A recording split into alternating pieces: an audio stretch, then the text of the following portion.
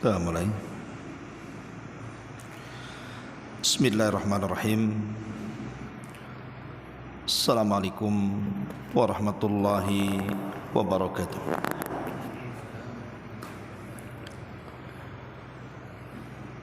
Alhamdulillah, wassalatu wassalamu ala Rasulillah wa ala alihi wa sahbihi wa mawalah wa la hawla wa la quwata illa billahi wa ba'du. Alhamdulillah, segala puja dan puji hanya milik Allah Jalla fi'ula. Salawat dan juga salam mari kita hadiahkan kepada Rasul kita Nabi besar Muhammad sallallahu alaihi wa ala alihi wasallam. Pembahasan di siang ini kita akan membahas tentang rahasia ibadah di malam hari.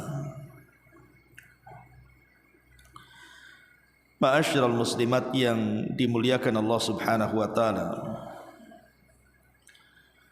salah satu keajaiban dari keajaiban dunia yang Allah Subhanahu wa taala ciptakan adanya pergantian siang dan malam, di mana siang Allah Subhanahu wa taala jadikan sebagai tempat istirahat, di mana siang dijadikan tempat untuk bekerja dan malam digunakan untuk beristirahat. Sampai cuaca pun dibedakan. Siang ini terkadang panas menyengat, sementara malam hari sejuk dan dingin, cocok untuk istirahat. Tapi lebih daripada itu, malam yang tenang, hening, dingin dan sejuk bukan hanya bermanfaat untuk istirahat saja, tapi di balik gelapnya malam itu ada pahala yang bisa kita raih sebanyak-banyaknya. Karena ibadah di malam hari itu jauh lebih baik dibandingkan ibadah di siang hari. Tentu ada alasannya. Pertama, karena ibadah di malam hari itu umumnya lebih mendekati keikhlasan dibandingkan riya. Karena di malam hari umumnya tidak ramai manusia dan umumnya manusia terlelap tidur. Sehingga kalau seseorang kemudian tegak di malam hari untuk melakukan ibadah, maka tidak ada yang akan melihatnya. Makanya Nabi SAW mengatakan, fadlu salatil laili ala salatin nahar kafadli sadaqatis sirri ala sadaqatil alaniyati. Keutamaan salat malam dibandingkan salat siang itu seperti sedekah sembunyi-sembunyi di atas sedekah terang-terangan. Dari sini menunjukkan bahwa umumnya ibadah di malam hari itu lebih mendekati keikhlasan. Yang kedua, ibadah di malam hari itu lebih mampu mempengaruhi jiwa manusia. Makanya Allah mengatakan dalam surah Muzammil ayat 6, inna nasyi'atal laili hiya ashaddu wat'a wa aqwamu qila. Sesungguhnya ibadah di malam hari itu lebih merasuki jiwa.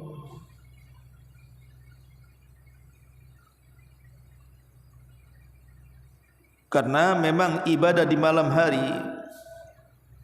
jarang ada kebisingan,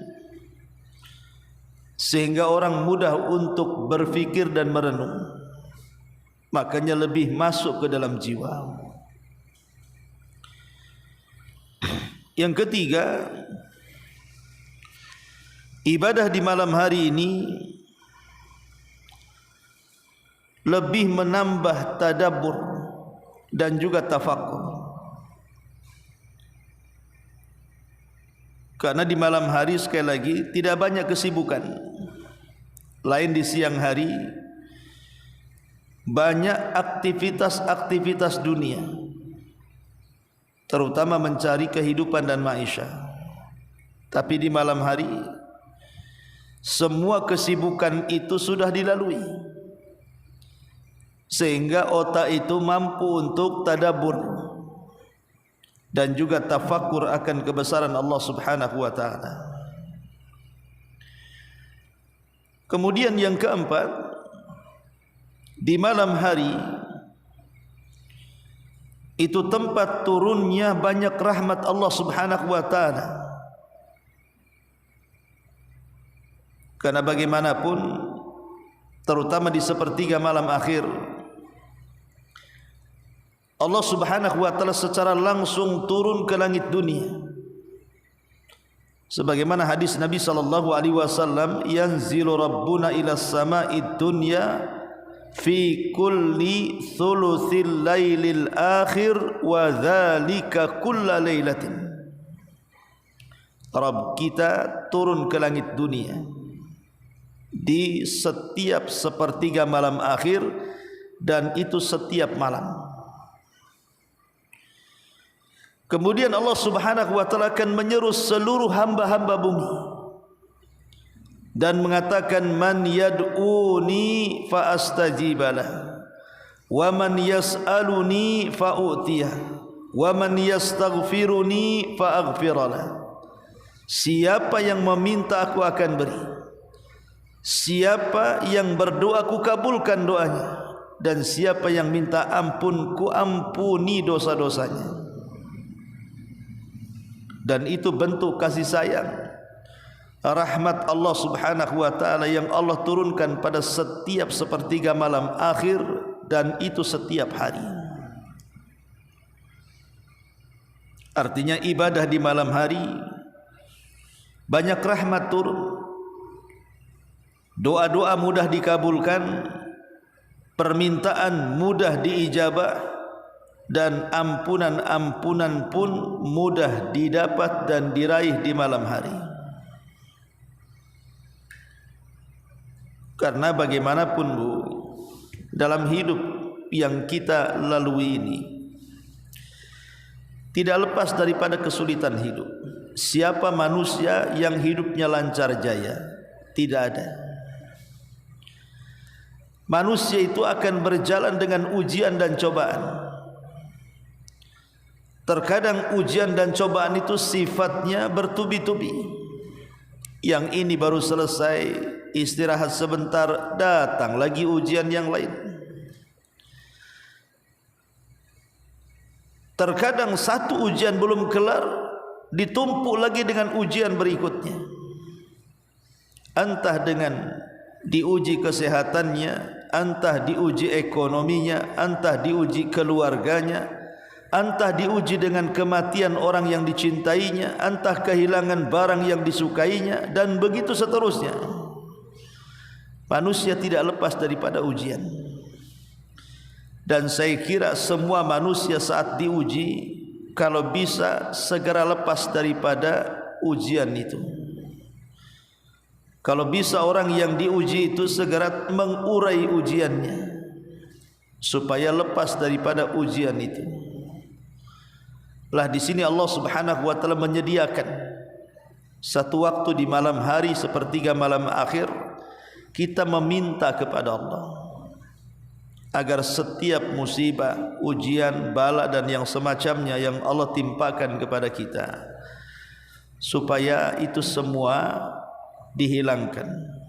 Minta di sepertiga malam akhir, karena itu waktu mustajab doa. karena disitulah turunnya banyak rahmat. Kemudian yang kelima, malam hari ini penuh dengan ibadah-ibadah di mana seorang muslim bisa mendulang pahala sebanyak-banyaknya. Apa saja ibadah di malam hari? Pertama, tentu yang paling afdal adalah salat malam. Itu yang paling afdal. Dari semua ibadah di malam hari adalah tahajud dan juga salat witir. Karena salat di malam hari itu lebih mampu mendekatkan diri kita kepada Allah Subhanahu wa taala. Apalagi Nabi SAW mengatakan afdalus salati ba'dal faridhati qiyamul lail. Seutama-utama salat, kata Rasul, setelah salat wajib adalah salat yang dilakukan di malam hari, baik sifatnya witir atau tahajud. Oleh karena itulah maka kalau Allah Subhanahu wa taala berikan kegemaran kepada kita untuk bangun di tengah malam kemudian salat, beruntunglah, berbahagialah. Berarti Allah masih memberikan taufik kepada kita bisa beribadah di malam hari di tengah-tengah lalainya manusia sedang terlelap tidur. Karena ulama punya kaidah, ibadah yang dilakukan di saat kelalaian manusia itu pahalanya dilipat gandakan. Contoh salat duha. Waktu duha dari pagi sampai zuhur itu manusia sedang lelah letih mengejar dunia, lalai dari akhirat. Tiba-tiba kemudian kita datang kemudian ke masjid kemudian salat duha, maka salat duha itu disebut salatul awabin karena dilakukan di tengah-tengah kelalaian manusia, dan itulah seafdal-afdal salat sunnah di siang hari. Sebagaimana salat duha seafdal-afdal ibadah yang dilakukan di siang hari dikarenakan melakukannya di tengah-tengah kelalaian manusia, maka salat malam, tahajud dan witir juga kurang lebih, bahkan jauh lebih afdal dibandingkan duha. Di saat manusia sudah tidak menyadar, tidak sadar, bagaimanapun dia sedang terlelap tidur, macam mana akan sadar? Tiba-tiba kita bangun di tengah-tengah senyap, sepi, tidak ada manusia, kemudian kita tahajud dan salat malam. Maka ini seafdal-afdal ibadah di malam hari. Yang kedua, qiraatul Quran, membaca Al-Quran di malam hari, seperti membaca ayat kursi, membaca surah Al-Ikhlas, membaca muawwidhataini qul a'udzu birabbin nas dan qul a'udzu birabbil falaq, atau sengaja membuka mushaf kemudian membaca beberapa surat dalam Quran, atau membaca Al-Quran dipanjangkan dalam salat tahajud, maka ini semua amalan yang sangat afdal di malam hari. Apalagi secara umum orang yang membaca Quran satu huruf itu 10 pahala. Makin banyak surat, makin banyak huruf yang dibaca. Makin banyak huruf yang dibaca, lipatan pahalanya justru makin banyak lagi. Maka ibadah yang kedua yang paling afdal setelah tahajud adalah qiraatul Quran. Kemudian yang ketiga, ad-du'a wadzikr. Ad-du'a wadzikr. Ibadah selanjutnya yang paling afdal adalah doa, terutama di separuh malam atau di sepertiga malam akhir. Karena doa di pertengahan malam atau di sepertiga malam akhir pasti mustajab. Disitulah tempat kita mengeluhkan seluruh kondisi hidup kita kepada Allah. Kalau ibu mau mengeluh, keluhkan urusan ibu kepada Allah kapan? Di tengah malam atau di sepertiga malam akhir. Ibu bisa curhat di situ. Ibu bisa menangis apa keluhan ibu selama ini. Apakah ibu dibuli, apakah ibu dizalimi, apakah ibu dicurangi, apakah ibu disakiti? Apakah ibu mengalami ketidaknyamanan hidup? Apakah ibu tidak nyaman karena penyakit, tidak nyaman karena ekonomi dan begitu seterusnya? Tinggal adukan saja kepada Allah. Karena Allah Subhanahu wa taala berjanji akan mengabulkannya. Man yad'uni fa astajibana. Siapa yang meminta ku beri. Siapa yang memohon kepadaku ku ijabah. Maka amalan ketiga setelah baca Quran adalah berdoa. Dan yang keempat tentu berzikir. Berzikir dengan memperbanyak tasbih, tahlil, tahmid, takbir, la haula wala quwata illa billah dan begitu seterusnya. Karena zikir di malam hari itu ibadah yang sangat agung. Terutama kita membaca subhanallah wa bihamdih adada khalqi wa ridha nafsi wa zinata arsy wa midada kalimati. Kemudian yang kelima, maka jadikan kalaupun kita harus tidur di malam hari,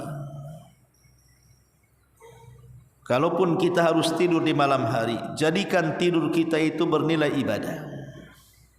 Jadikan tidur kita bernilai ibadah. Dengan cara apa? Berwudu sebelum tidur.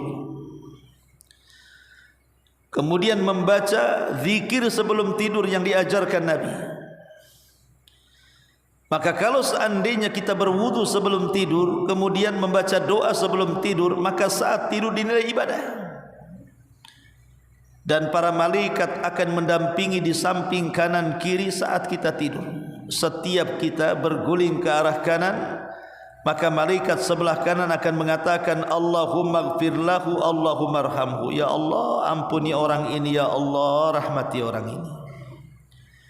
Apabila dia berguling ke arah kiri, maka malaikat sebelah kiri juga sama mengatakan Allahumma gfir lahu, Allahumma arhamhu. Ya Allah, ampuni orang ini, ya Allah, rahmati orang ini. Bayangkan setiap guling ke kanan didoakan malaikat sebelah kanan. Ketika berguling ke kiri, malaikat yang sebelah kiri mendoakan kebaikan. Dan itu dilakukan sampai dia bangun. Makanya kalau orang yang berdoa dan berwudu sebelum tidur, jarang terkena mimpi buruk. Jarang terkena mimpi buruk. Ma'asyiral muslimat yang dimuliakan Allah Subhanahu wa taala. Atau di malam hari, amalan berikutnya adalah sedekah. Bersedekah.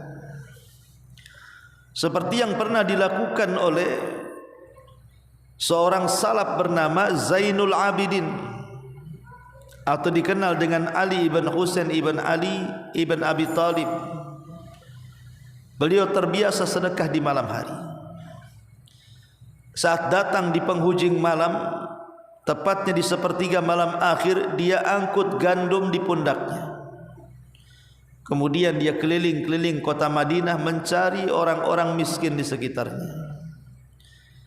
Apabila menemukan orang miskin, diletakkan gandum di hadapan pintu rumahnya. Kemudian dia pulang mengambil gandum lagi.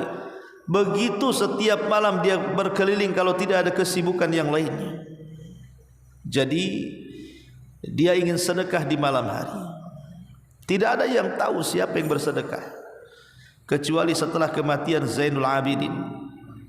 Barulah orang tahu bahwa selama ini yang suka meletakkan gandum di rumah orang miskin itu adalah Ali ibn Husain, atau disebut dengan Zainul Abidin. Maka Ibadah yang keenam juga, perbanyak sedekah. Sedekah di malam hari. Apalagi sekarang kan sudah ada handphone. Kalau mau sedekah pun bisa lewat transfer dan begitu seterusnya, lebih mudah. Ya. Kemudian juga ibadah berikutnya yang kelima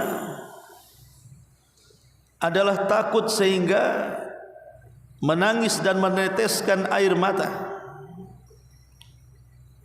Dan kalau seandainya kita bisa tengah malam kita tafakur, tiba-tiba kemudian kita teringat dosa-dosa yang pernah kita lakukan, kemudian ke depannya kita teringat bagaimana kelak aku di kuburan, apakah aku akan selamat atau tidak.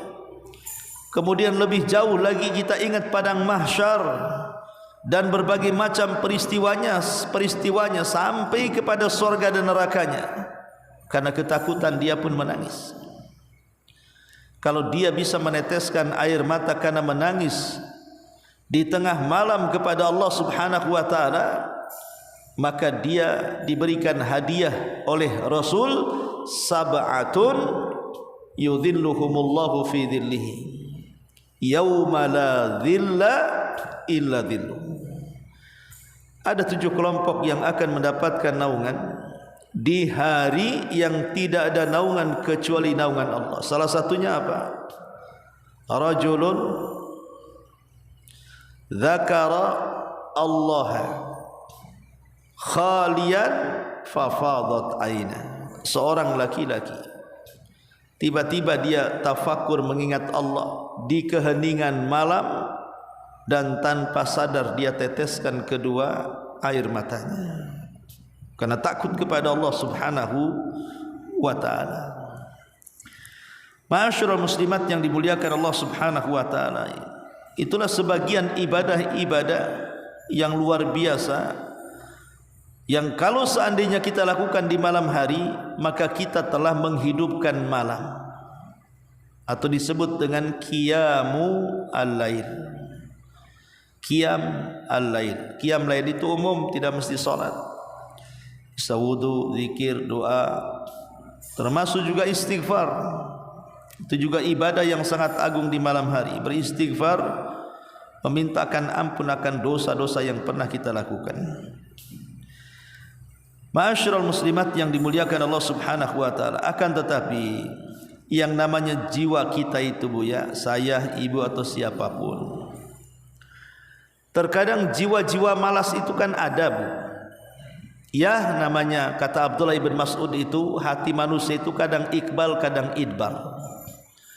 Kadang datang semangat, kadang datang malas. Lagi semangat, semua ibadah diborong. Lagi malas, semua ibadah ditinggalkan. Begitulah manusia.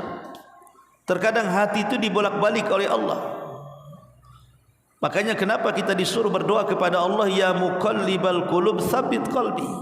Wahai zat yang membolak-balikan hati, tetapkan hatiku. Karena hati kita ini berubah-ubah. Kadang semangat, kadang tidak. Tetapi bagi orang-orang yang kurang semangat untuk melakukan ibadah di malam hari, ada beberapa cara, tips supaya kita ini mudah untuk melakukan ibadah di malam hari. Pertama, ikhlaskan niat karena Allah untuk bangun di malam hari. Ikhlaskan niat karena Allah, saya akan bangun di malam hari untuk ibadah. Yang kedua, rasakan bahwa Allah Subhanahu wa taala setiap malam mengundang kita. Rasakan dalam hati kita ini seolah-olah kita ini setiap hari dapat undangan untuk hadir di undangan Allah Subhanahu wa taala. Bukankah Allah yang mengatakan di sepertiga malam akhir, siapa yang berdoa ku kabulkan, siapa yang minta ku kasih, siapa yang istighfar ku ampuni dosanya. Artinya Allah mengundang kita. Coba rasakan dalam hati kita ini bahwa setiap malam Allah undang kita di sepertiga malam akhir, supaya kita semangat untuk bangun di sepertiga malam akhir. Kemudian yang ketiga, renungkan juga seolah-olah kita bangun di malam hari itu karena Rasul juga mengundang kita. Kenapa demikian? Karena Nabi SAW sangat menganjurkan umatnya untuk beribadah di malam hari. Kemudian yang keempat, kenali bagaimana para ulama salaf itu merasa lezat apabila mereka menghabiskan malamnya untuk ibadah. Lihat kelezatan para ulama salaf. Begitu lezatnya mereka bangun di tengah malam seolah-olah tidak ada beban. Mereka habiskan malam untuk ibadah. Kemudian yang kelima, posisi tidur. Kalau bisa miring ke lambung kanan. Karena tidur ke lambung kanan itu biasanya mudah bangunnya dibandingkan terlentang. Dan itu sesuai dengan sunnah Nabi. Kemudian yang keenam, ingat bahwa dengan kita tegak di malam hari untuk melakukan ibadah atau qiyamul lail, itu menyebabkan hati kita ini tidak akan lalai. Hati kita tidak akan lalai. Kemudian yang nomor 7, cobalah kalau kita bangun di tengah malam, sekalipun manusia tidak melihat dan mendengar kita, tapi di langit ada zat yang melihat dan mendengar kita yang mengawasinya. Jangan takut.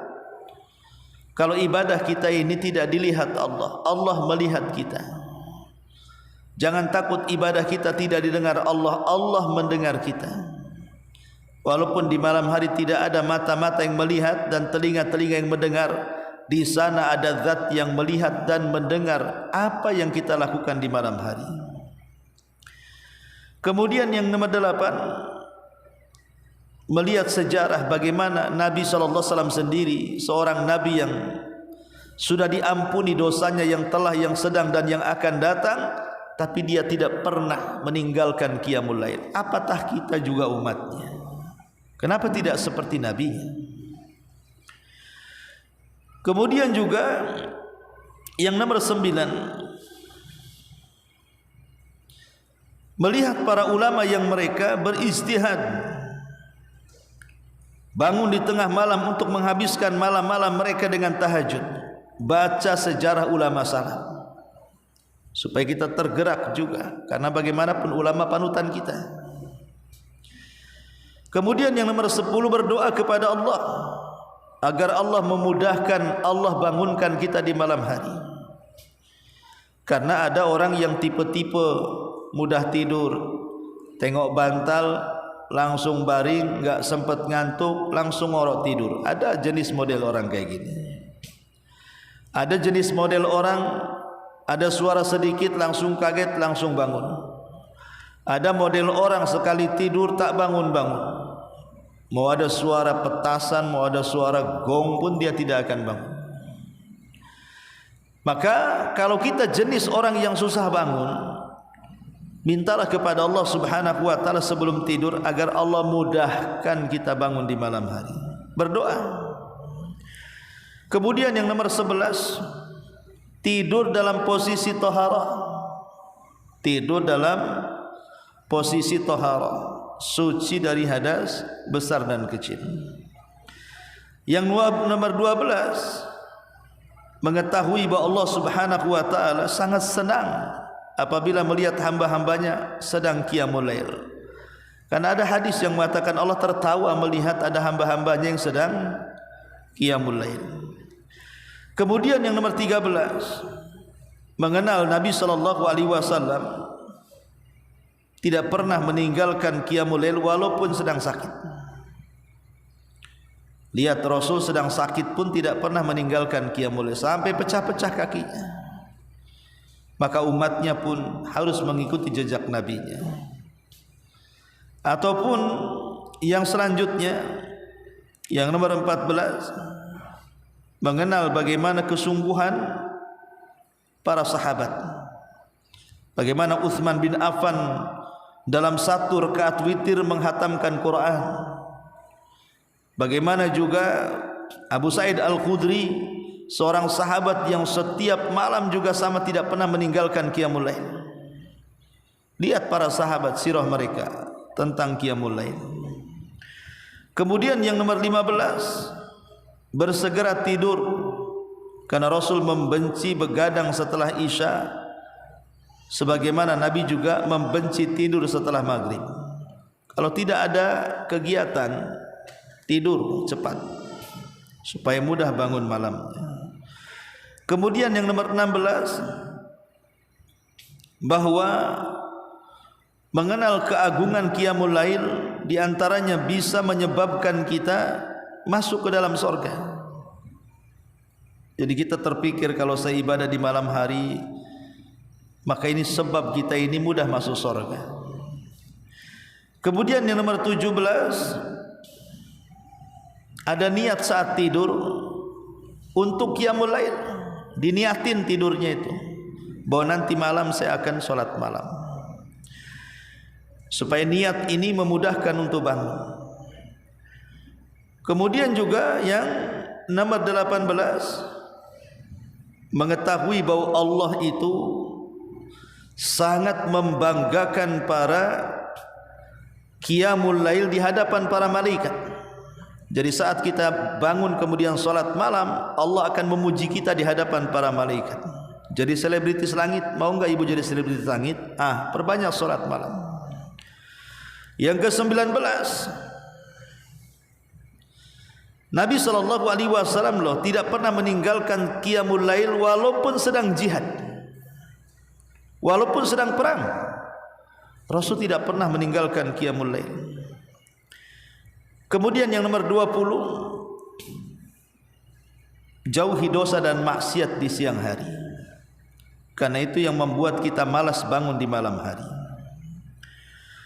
Kemudian yang nomor 21, jangan lupakan zikir dan doa sebelum tidur, supaya tidak mudah diganggu setan dan dilelapkan tidurnya. Kemudian yang ke-22, mengenal pahala yang besar yang akan Allah siapkan bagi orang-orang yang qiyamul lail. Kemudian yang 23, ingat Nabi tidak pernah meninggalkan qiyamul lail walaupun ketika safar. Ketika dia safar, dia tidak pernah meninggalkan qiyamul lail. Kemudian juga yang ke-24, bagaimana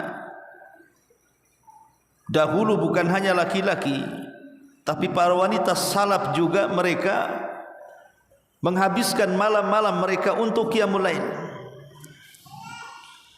Kemudian yang nomor 25, tentang ibadah gurba, ibadah asing.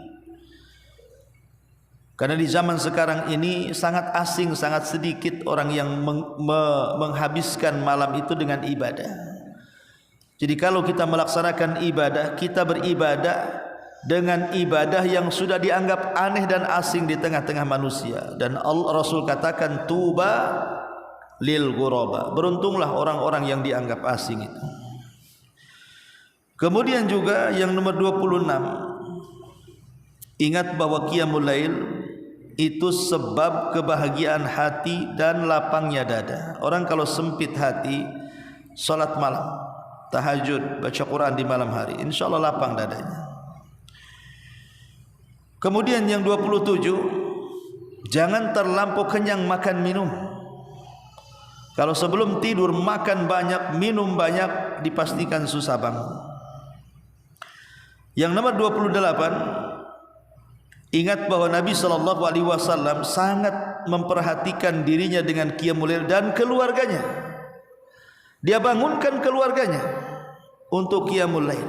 Bahkan Rasul memuji seorang wanita yang membangunkan suaminya untuk qiyamul lail atau sebaliknya. Kemudian yang nomor 29, bagaimana setan itu akan kesal dengan kita gara-gara kita bangun di tengah malam dan beribadah kepada Allah Subhanahu wa taala. Dan pasti setan juga akan berusaha untuk mencegah kita. Dengan adanya qiyamul lail, setan tidak bisa apa-apa jadinya. Kemudian juga yang ke-30, setan juga yang mengikat tengkuk kita, ikatannya akan terurai.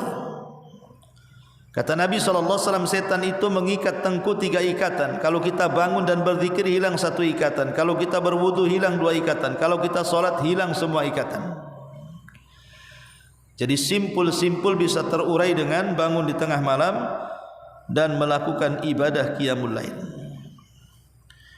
Kemudian yang ke-31, ingat bahwa qiyamul lail ini sebab pertolongan bagi musuh-musuh. Jadi kalau kita dizolimi orang atau sedang perang, maka untuk mendapatkan kemenangan dengan cara qiyamul lail. Karena disitulah kita bermunajat kepada Allah, minta kemenangan, minta agar orang-orang yang menzalimi kita dibalas oleh Allah Subhanahu wa taala. Kemudian 32, adamu at-talaffuq, tidak terlampau menggunakan banyak selimut. Apalagi di zaman sekarang kan AC dikencengi 16, udah kayak kutub. Selimut dilapis-lapis, mulai dari kulit kambing sampai kulit beruang. Akhirnya susah tidur, susah bangun karena lelap tidur. Jadi ya selimut pun jangan terlalu tebal-tebal, enggak terlalu banyak supaya mudah bangun. Kemudian yang 33, mengenal bagaimana Nabi SAW juga memerintahkan anak cucunya untuk menjaga qiyamul lail. Kemudian yang ke-34, ingat bahwa munajat terbaik, mengadukan masalah kita kepada Allah ada di malam hari. Kalau kita hendak mengadu kepada Allah, maka mengadulah di malam hari. Itu waktu sangat terbaik sekali. Kemudian yang ke-35, bahwa qiyamul lail itu sebab kita terselamatkan dari api neraka. Kemudian ke-36, bahwa kita tidak boleh ifrat dalam tidur, berlebih-lebihan dalam tidur, tidak boleh berlebih-lebihan. Kemudian yang ke-37, kita harus melihat wasiat-wasiat ulama salaf tentang pentingnya qiyamul lail. Kemudian ke-38, muhasabah, introspeksi diri dan jeleknya orang yang meninggalkan qiyamul lail. Kemudian ke-39, ingat bahwa Nabi SAW sangat suka dengan orang yang tanafus, berlomba-lomba untuk qiyamul lail dan menyediakan pahala yang sangat besar. Dan yang ke-40, orang yang qiyamul lail adalah sebab beruntungnya seseorang bil jinan, dengan sorga-sorga yang sudah disiapkan kepada mereka. Ma'asyiral muslimat yang dimuliakan Allah Subhanahu wa taala, dan salat di malam hari itu lebih mampu mendekatkan diri kita kepada Allah Subhanahu wa taala. Apalagi Nabi SAW mengatakan afdalus salati ba'dal faridhati qiyamul lail. Seutama-utama salat, kata Rasul, setelah salat wajib adalah salat yang dilakukan di malam hari, baik sifatnya witir atau tahajud. Oleh karena itulah maka kalau Allah Subhanahu wa taala berikan kegemaran kepada kita untuk bangun di tengah malam kemudian salat, beruntunglah, berbahagialah. Berarti Allah masih memberikan taufik kepada kita bisa beribadah di malam hari di tengah-tengah lalainya manusia sedang terlelap tidur. Karena ulama punya kaidah, ibadah yang dilakukan di saat kelalaian manusia itu pahalanya dilipat gandakan. Contoh salat duha. Waktu duha dari pagi sampai zuhur itu manusia sedang lelah letih mengejar dunia, lalai dari akhirat. Tiba-tiba kemudian kita datang kemudian ke masjid, kemudian salat duha. Maka salat duha itu disebut salatul awabin, karena dilakukan di tengah-tengah kelalaian manusia, dan itulah seafdal salat sunnah di siang hari. Sebagaimana salat duha seafdal ibadah yang dilakukan di siang hari dikarenakan melakukannya di tengah-tengah kelalaian manusia, maka salat malam, tahajud dan witir juga kurang lebih, bahkan jauh lebih afdal dibandingkan duha. Di saat manusia sudah tidak menyadar, tidak sadar, bagaimanapun dia sedang terlelap tidur, macam mana akan sadar? Tiba-tiba kita bangun di tengah-tengah senyap, sepi, tidak ada manusia, kemudian kita tahajud dan salat malam. Maka ini seafdal ibadah di malam hari. Yang kedua, qiraatul Quran, membaca Al-Quran di malam hari, seperti membaca ayat kursi, membaca surah Al-Ikhlas, membaca muawwidhataini qul a'udzu birabbin nas dan qul a'udzu birabbil falaq, atau sengaja membuka mushaf kemudian membaca beberapa surat dalam Quran, atau membaca Al-Quran dipanjangkan dalam salat tahajud. Maka ini semua amalan yang sangat afdal di malam hari. Apalagi secara umum, orang yang membaca Quran satu huruf itu 10 pahala. Makin banyak surat, makin banyak huruf yang dibaca. Makin banyak huruf yang dibaca, lipatan pahalanya justru makin banyak lagi. Maka ibadah yang kedua yang paling afdal setelah tahajud adalah qiraatul Quran. Kemudian yang ketiga, ad-du'a wadzikr. Ad-du'a wadzikr. Ibadah selanjutnya yang paling afdal adalah doa, terutama di separuh malam atau di sepertiga malam akhir. Karena doa di pertengahan malam atau di sepertiga malam akhir pasti mustajab. Disitulah tempat kita mengeluhkan seluruh kondisi hidup kita kepada Allah. Kalau ibu mau mengeluh, keluhkan urusan ibu kepada Allah kapan? Di tengah malam atau di sepertiga malam akhir. Ibu bisa curhat di situ. Ibu bisa menangis apa keluhan ibu selama ini.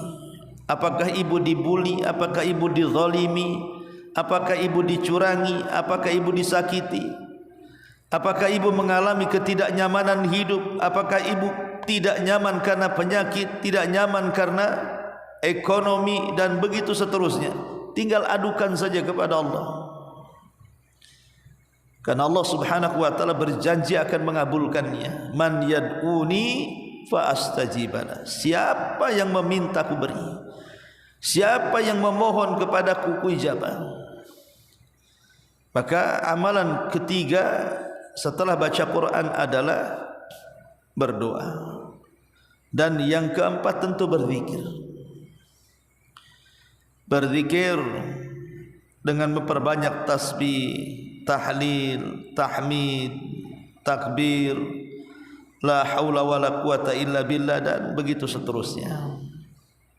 Karena zikir di malam hari itu ibadah yang sangat agung, terutama kita membaca subhanallah wa bihamdihi adada khalqi wa ridha nafsi wa zinata arsy wa midada kalimati. Kemudian yang kelima, maka jadikan kalaupun kita harus tidur di malam hari, kalaupun kita harus tidur di malam hari, jadikan tidur kita itu bernilai ibadah. Jadikan tidur kita bernilai ibadah. Dengan cara apa? Berwudu sebelum tidur. Kemudian membaca zikir sebelum tidur yang diajarkan Nabi. Maka kalau seandainya kita berwudu sebelum tidur, kemudian membaca doa sebelum tidur, maka saat tidur dinilai ibadah. Dan para malaikat akan mendampingi di samping kanan kiri saat kita tidur. Setiap kita berguling ke arah kanan, maka malaikat sebelah kanan akan mengatakan, Allahumma gfir lahu, Allahumma arhamhu. Ya Allah, ampuni orang ini, ya Allah, rahmati orang ini. Apabila dia berguling ke arah kiri, maka malaikat sebelah kiri juga sama mengatakan, Allahumma gfir lahu, Allahumma arhamhu. Ya Allah, ampuni orang ini, ya Allah, rahmati orang ini. Bayangkan setiap guling ke kanan didoakan malaikat sebelah kanan, ketika berguling ke kiri malaikat yang sebelah kiri mendoakan kebaikan, dan itu dilakukan sampai dia bangun. Makanya kalau orang yang berdoa dan berwudu sebelum tidur jarang terkena mimpi buruk. Jarang terkena mimpi buruk. Ma'asyiral muslimat yang dimuliakan Allah Subhanahu wa taala, atau di malam hari amalan berikutnya adalah sedekah.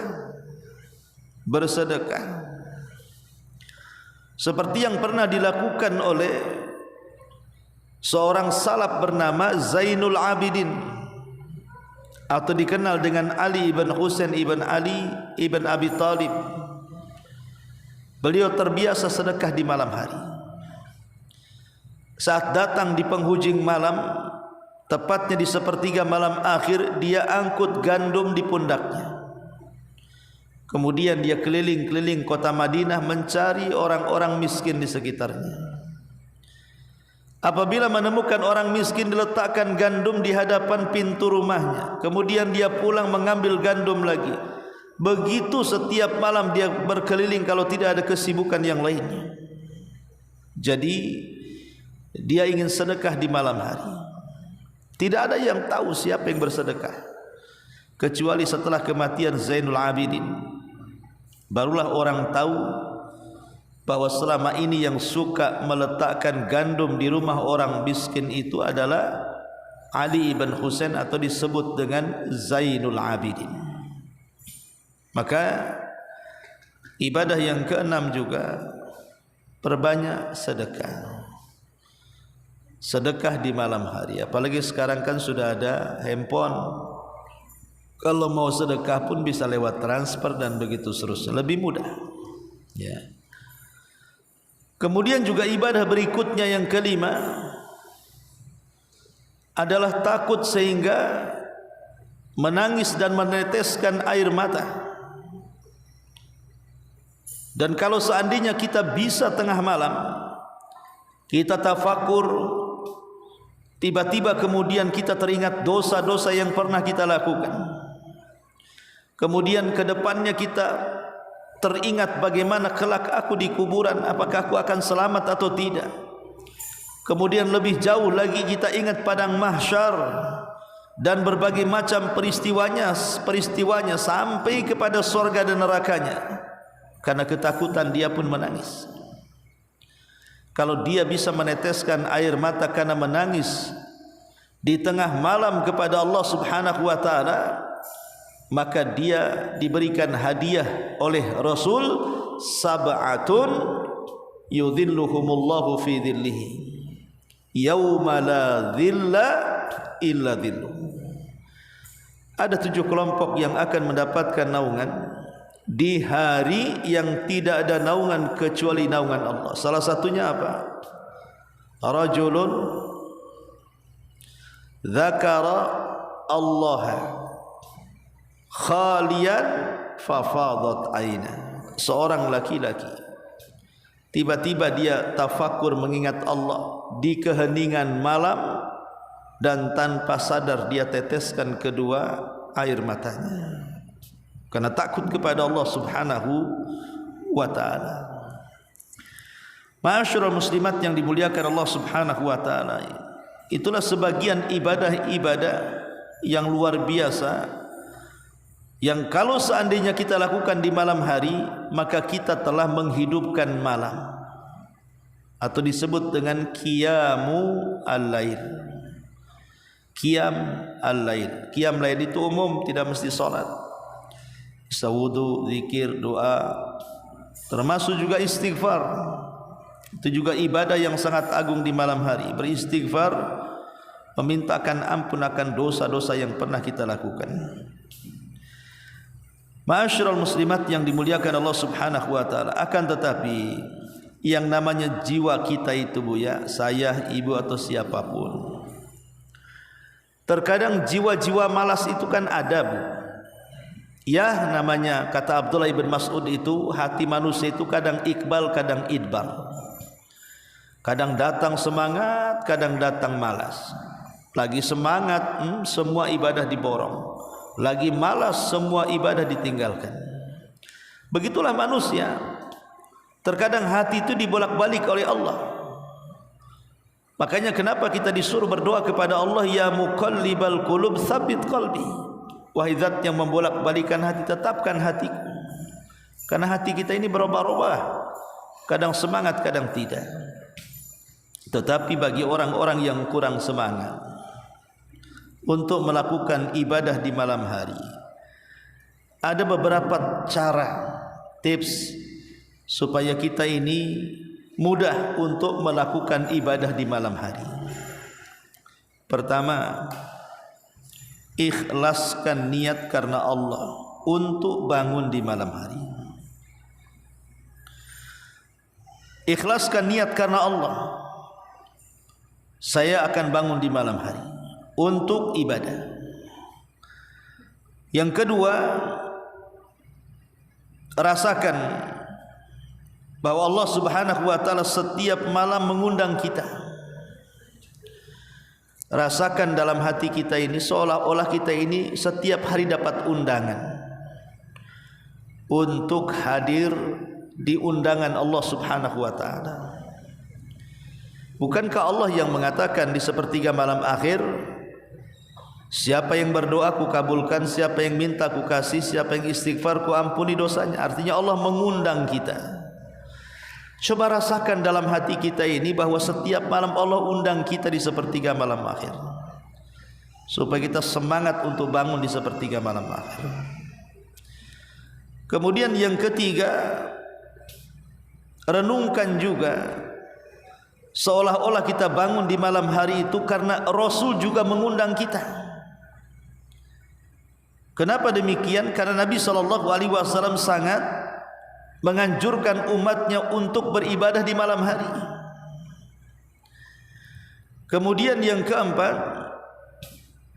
kenali bagaimana para ulama salaf itu merasa lezat apabila mereka menghabiskan malamnya untuk ibadah. Lihat kelezatan para ulama salaf. Begitu lezatnya mereka bangun di tengah malam seolah-olah tidak ada beban. Mereka habiskan malam untuk ibadah. Kemudian yang kelima, posisi tidur. Kalau bisa miring ke lambung kanan. Karena tidur ke lambung kanan itu biasanya mudah bangunnya dibandingkan terlentang. Dan itu sesuai dengan sunnah Nabi. Kemudian yang keenam, ingat bahwa dengan kita tegak di malam hari untuk melakukan ibadah atau qiyamul lail, itu menyebabkan hati kita ini tidak akan lalai. Hati kita tidak akan lalai. Kemudian yang nomor 7, cobalah kalau kita bangun di tengah malam, sekalipun manusia tidak melihat dan mendengar kita, tapi di langit ada zat yang melihat dan mendengar kita, yang mengawasinya. Jangan takut. Kalau ibadah kita ini tidak dilihat Allah, Allah melihat kita. Jangan takut ibadah kita tidak didengar Allah, Allah mendengar kita. Walaupun di malam hari tidak ada mata-mata yang melihat dan telinga-telinga yang mendengar, di sana ada zat yang melihat dan mendengar apa yang kita lakukan di malam hari. Kemudian yang nomor 8, melihat sejarah bagaimana Nabi SAW sendiri, seorang Nabi yang sudah diampuni dosanya yang telah, yang sedang dan yang akan datang, tapi dia tidak pernah meninggalkan qiyamul lail. Apatah kita juga umatnya? Kenapa tidak seperti Nabi? Kemudian juga yang nomor 9, melihat para ulama yang mereka beristihad, bangun di tengah malam untuk menghabiskan malam-malam mereka dengan tahajud, baca sejarah ulama salaf, supaya kita tergerak juga, karena bagaimanapun ulama panutan kita. Kemudian yang nomor 10, berdoa kepada Allah agar Allah memudahkan, Allah bangunkan kita di malam hari. Karena ada orang yang tipe-tipe mudah tidur, tengok bantal langsung baring, enggak sempat ngantuk, langsung ngorok tidur. Ada jenis model orang kayak gini. Ada jenis model orang, ada suara sedikit langsung kaget, langsung bangun.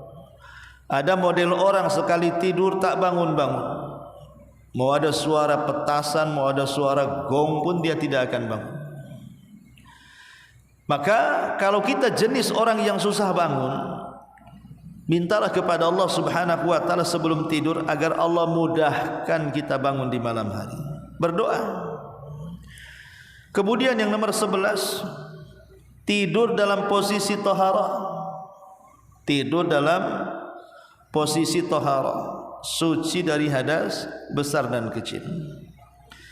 Yang nomor 12, mengetahui bahwa Allah Subhanahu wa taala sangat senang apabila melihat hamba-hambanya sedang qiyamul lail. Karena ada hadis yang mengatakan Allah tertawa melihat ada hamba-hambanya yang sedang qiyamul lail. Kemudian yang nomor 13, mengenal Nabi SAW tidak pernah meninggalkan qiyamul lail walaupun sedang sakit. Lihat Rasul sedang sakit pun tidak pernah meninggalkan qiyamul lail sampai pecah-pecah kakinya. Maka umatnya pun harus mengikuti jejak nabinya. Ataupun yang selanjutnya, yang nomor 14, mengenal bagaimana kesungguhan para sahabat. Bagaimana Utsman bin Affan dalam satu rakaat witir menghatamkan Quran. Bagaimana juga Abu Sa'id Al-Khudri, seorang sahabat yang setiap malam juga sama tidak pernah meninggalkan qiyamul lail.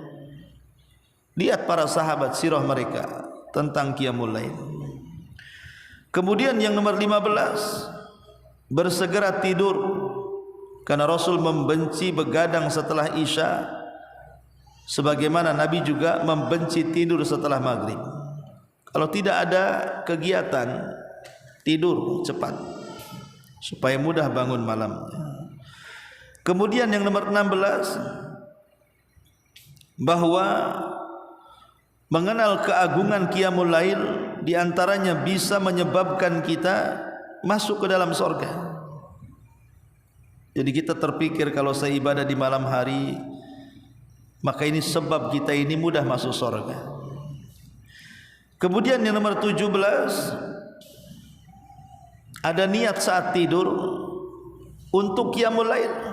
Diniatin tidurnya itu, bahwa nanti malam saya akan sholat malam, supaya niat ini memudahkan untuk bangun. Kemudian juga yang nomor 18, mengetahui bahwa Allah itu sangat membanggakan para qiyamul lail di hadapan para malaikat. Jadi saat kita bangun kemudian sholat malam, Allah akan memuji kita di hadapan para malaikat. Jadi selebritis langit, mau enggak ibu jadi selebritis langit? Perbanyak sholat malam. Yang ke-19, Nabi SAW loh tidak pernah meninggalkan qiyamul lail walaupun sedang jihad, walaupun sedang perang. Rasul tidak pernah meninggalkan qiyamul lail. Kemudian yang nomor 20, jauhi dosa dan maksiat di siang hari, karena itu yang membuat kita malas bangun di malam hari. Kemudian yang nomor 21, jangan lupakan zikir dan doa sebelum tidur supaya tidak mudah diganggu setan dan dilelapkan tidurnya. Kemudian yang ke-22, mengenal pahala yang besar yang akan Allah siapkan bagi orang-orang yang qiyamul lail. Kemudian yang 23, ingat Nabi tidak pernah meninggalkan qiyamul lail walaupun ketika safar. Ketika dia safar dia tidak pernah meninggalkan qiyamul lail. Kemudian juga yang ke-24, bagaimana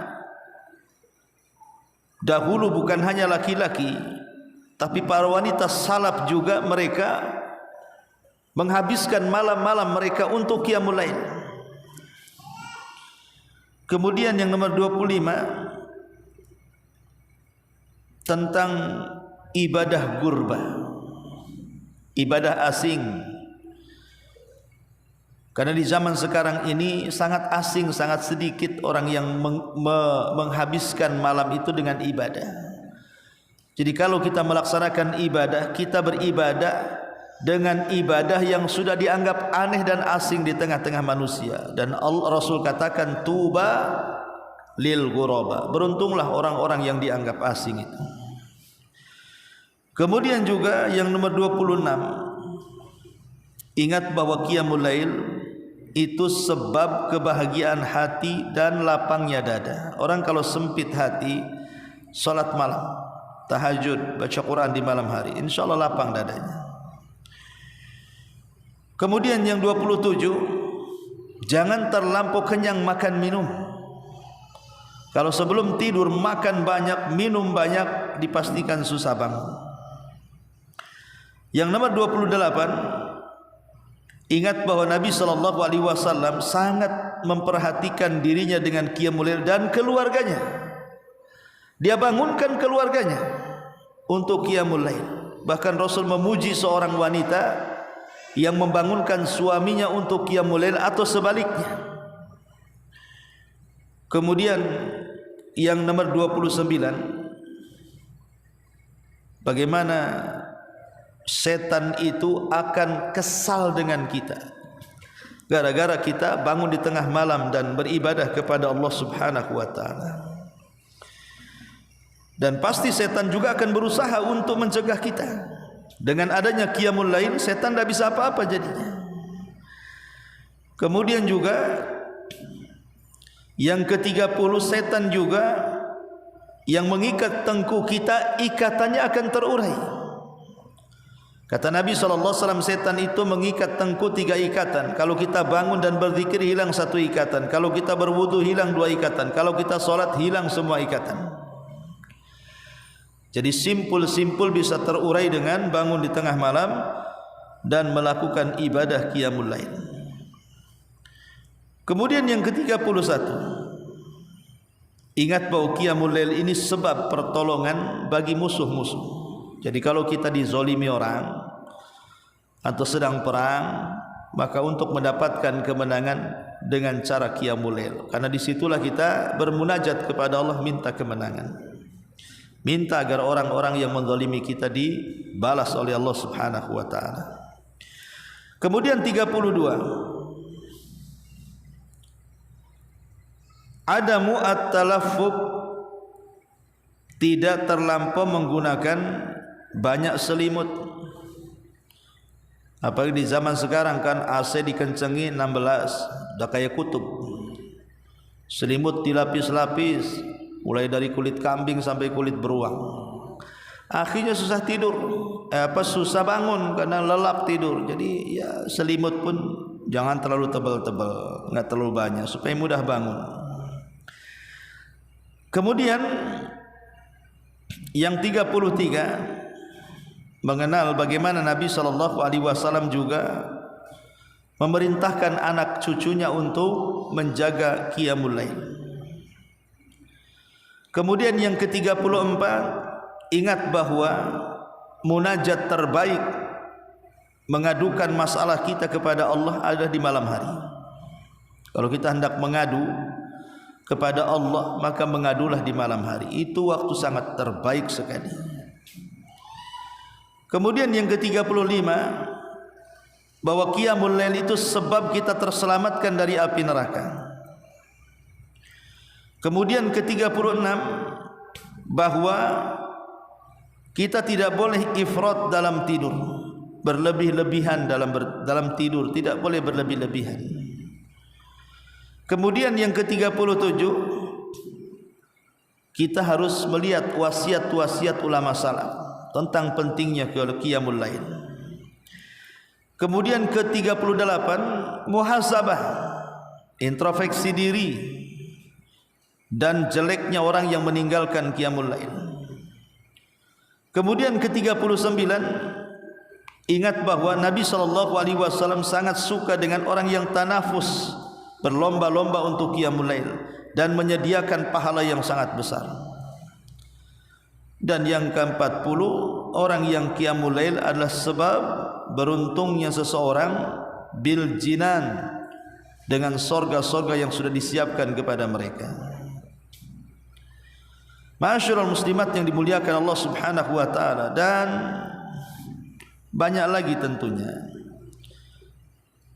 Bahkan di sini ada 107 lebih poin supaya kita mudah untuk melaksanakan qiyamul lail. Ya, di antaranya ingat bahwa para malaikat akan turun menyaksikan. Kemudian orang yang ibadah tengah malam itu bisa menghilangkan banyak penyakit dari badan. Kemudian bisa menghindarkan dari segala jenis mara bahaya, hasad, sihir dan yang semacamnya. Kemudian juga qiyamul lail itu salah satu penyebab kita dapat syafaat pada hari kiamat. Kemudian juga qiyamul lail ini salah satunya kita diajarkan oleh syariat untuk istiqomah, dan istiqomah jalan kepada husnul khatimah. Dan banyak lagi bagaimana caranya supaya kita ini mudah untuk bangkit dan melaksanakan qiyamul lail. Wallahu a'lam bishawab. Ini di antara kajian kita di wa bihamdika asyhadu an la ilaha illa anta astaghfiruka wa atubu ilaik. Allahu taala alam. Assalamualaikum warahmatullahi wabarakatuh.